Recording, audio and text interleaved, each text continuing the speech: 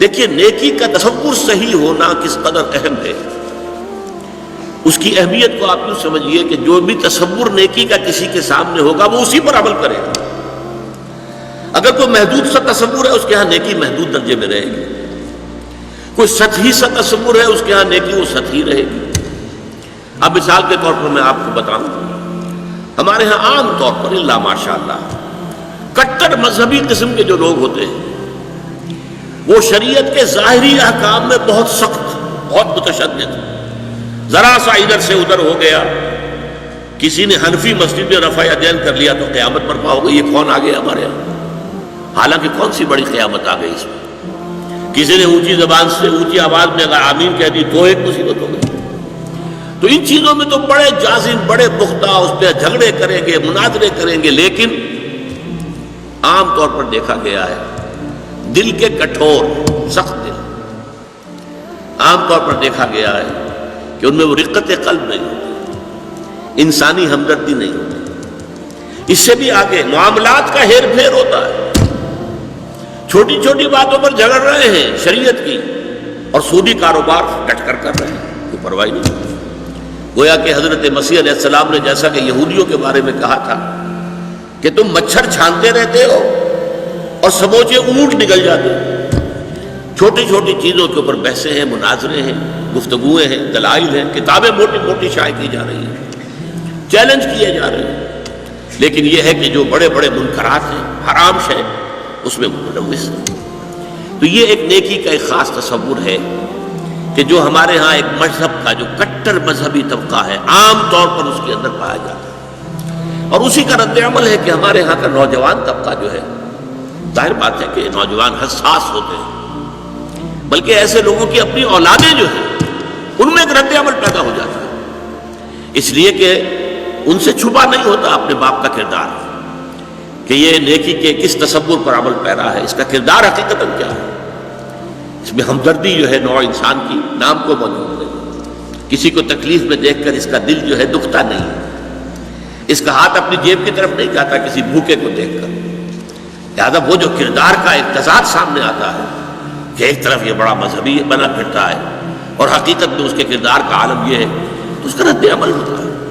نوجوان حساس ہوتے ہیں، ان کی سوچ بالعموم صحیح ہوتی ہے، غلط نہیں ہوتی۔ یہ دوسری بات ہے کہ رد عمل میں انسان دوسری انتہا کو نکل جاتا ہے۔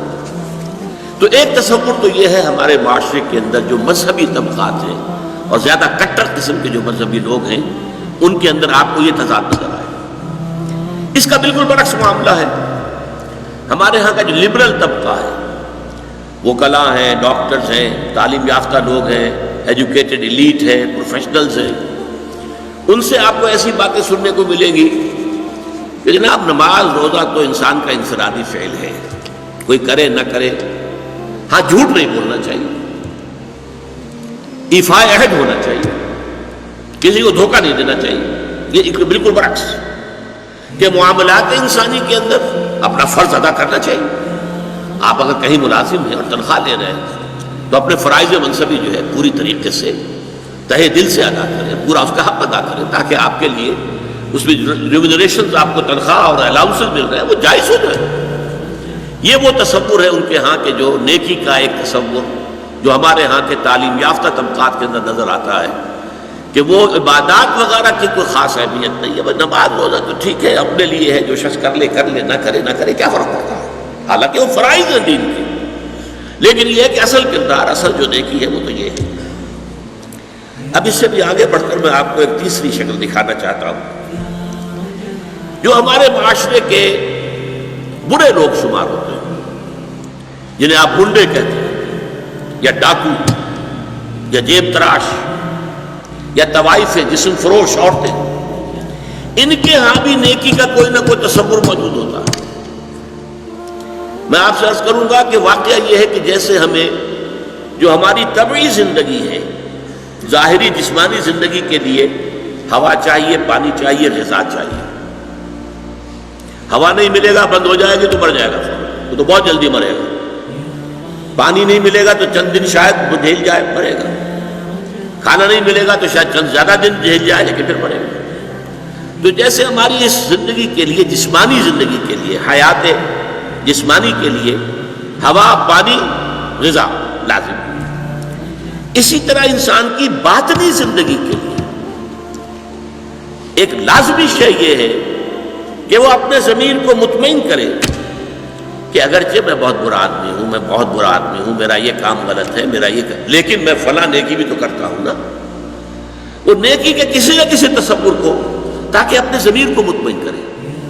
ضمیر کی خلش جو ہے وہ در حقیقت اس کو چین نہیں لینے دے گی جب تک کہ وہ اپنے ضمیر کی خلش کو مٹانے کے لیے کہ میں برا ہوں، ٹھیک ہے، میں ڈاکو ہوں، لیکن دیکھو میں یتیموں کی پرورش کرتا ہوں، میں تو ان لوگوں کے ہاں ڈاکہ ڈالتا ہوں نا جنہوں نے دولت کے انبار جمع کر لیے حرام خوری کے ذریعے سے، لوگوں کا خون چوسا ہے ان سیٹھوں نے، ان کارخانے داروں نے غریب مزدوروں کے خون سے اپنے یہ محل تعمیر کیے. ہم ڈاکہ وہاں ڈالتے ہیں. اور یہ ڈاکو آپ نے سنا ہوگا، یہ کہانیاں ہیں کہ اپنے اپنے علاقوں کے یہ ڈاکو لوگ جو بڑے مشہور ہوئے ہیں ڈاکو، وہ اپنے اپنے علاقوں کے بیواؤں کے سرپرست، یتیموں کے سرپرست، وہاں خیر کے کام کرنے والے، تاکہ وہ اپنے ضمیر کو مطمئن کریں کہ ہمارے ہاں اگر یہ ہے تو یہ بھی ہے. آخر ہم نے نیکی کا ایک بندوبست تو کیا ہوا ہے. اس طرح جیب تراش آپ کو مل جائے گا. ان کے ہاں بھی ایک رولز آف کانڈکٹ ہے. آپ کے علم میں ہوگا کہ علاقے تقسیم ہوتے ہیں اور وہاں جتنے جیب تراش ہوتے ہیں ان کا ایک گروہ ہوتا ہے، اور ہر ان میں سے کارکن جو ہے وہ جتنی بھی جیب تراش کر کے جو رقم شام تک جمع کرے گا اسے لا کر گروہ کے پاس رکھ دینا لازم ہے. اگر اس میں سے کچھ رکھے گا تو بے ایمان ہے. یعنی جہاں تک جیب تراشی کا تعلق ہے اس میں بے ایمانی کا کوئی تعلق نہیں. پیشے میں عیب نہیں، رکھیے نا فرہاد کو نام.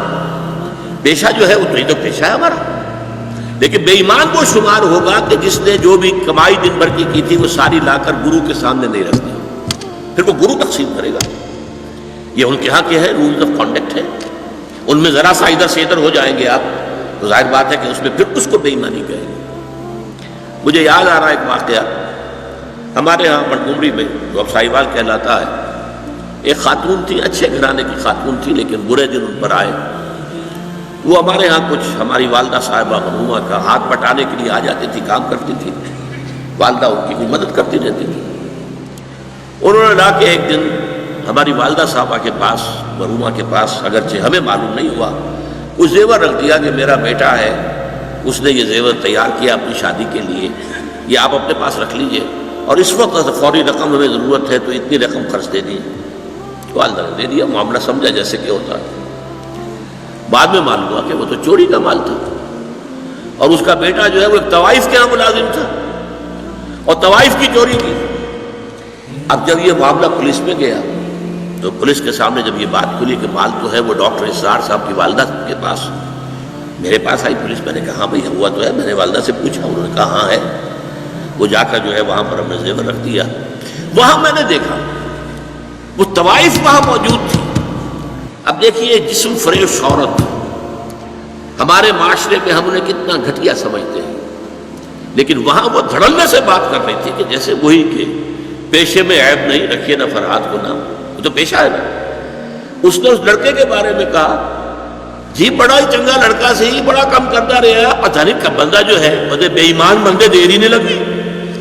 اب وہ بے ایمان اب ہوا جبکہ اس نے چوری کی، ورنہ ساری ایمانداری ان کے گھر کے اندر چل رہی تھی. پورا جو اس کا پروفیشن تھا اس میں بھی کوئی بری بات نہیں تھی. اور یہ آپ کو معلوم ہے کہ یہ طوائفیں جو ہے جب محرم کے دن آتے تعزیے نکلتے ہیں تو کالے کپڑے پہن کر جلوسوں کے ساتھ جانے والیاں، پھر یہ کہ سبیل لگانے والیاں، اور یہ کہ جو ہمارے ہاں اولیاء اللہ کے مقابر ہیں ان کے جو بھی مزارات ہیں ان پر جب عرس ہوتے ہیں تو وہاں جا کر دھمال کھیلنے والی ہے. یہی ہے نا وہ کام نیکی کا کر رہے ہیں. فلاں بزرگ کے ہاں جا کے گئی ہے نا، وہاں جا کر دھمال کھیلا ہے. وہ تو اصل میں اپنے بزرگ کے ساتھ عقیدت کے حوالے سے کیا ہے.